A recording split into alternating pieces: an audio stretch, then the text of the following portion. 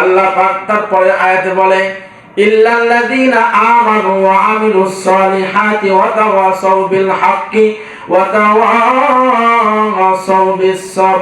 আল্লাহ বলেন তবে পৃথিবীর মানুষ তোমরা শুনে নাও, যাদের মধ্যে 4টি গুণ থাকবে আমি আল্লাহ নিজেই করতেছি ঘোষণা, তারা ক্ষতির মধ্যে নাই। বলেন আল্লাহু আকবার।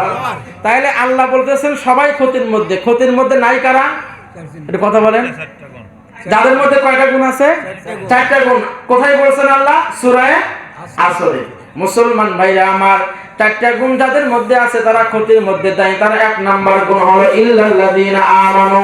আল্লাহ পাক ডাক দিয়ে বলেন 1 নাম্বার গুণ হলো যাদের মধ্যে ঈমান আছে। বলবেন কি আছে?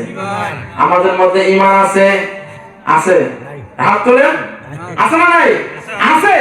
ঈমান আছে, কিন্তু ঈমানের কি নাই? শক্তি নাই। কথা বলেন ঠিক কি না? হ্যাঁ, সাহাবায়ে কেরাম রাসূলের সামনে যারা ওয়াজ শুনতেন, সোনালী যুগের মানুষ সাহাবায়ে কেরাম, তাদের মধ্যে ঈমান ছিল, আমাদের মধ্যে ঈমান আছে। তাদের ঈমান তাদেরকে জিহাদের ময়দানে নিয়ে গেছে জীবন দেওয়ার জন্য। কথা বলেন ঠিক কি না? সাহাবায়ে কেরাম জীবন দেয় না এই দিনের জন্য, আর আমাদের মধ্যে ঈমান আছে, কিন্তু আমাদের ঈমান আমাদের মসজিদে নিয়ে আসতে পারে না। তাইলে ঈমান আছে, কিন্তু ঈমানের কি নাই? বল নাই, জোর নাই। কথা কি ঠিক? ঠিক। ঈমানের পথে অবিচল থেকে আমার মরণ যেন হয়। ঈমানের পথে অবিচল থেকে আমার মরণ যেন হয়। আল্লাহুম্মা আমিন বলেন।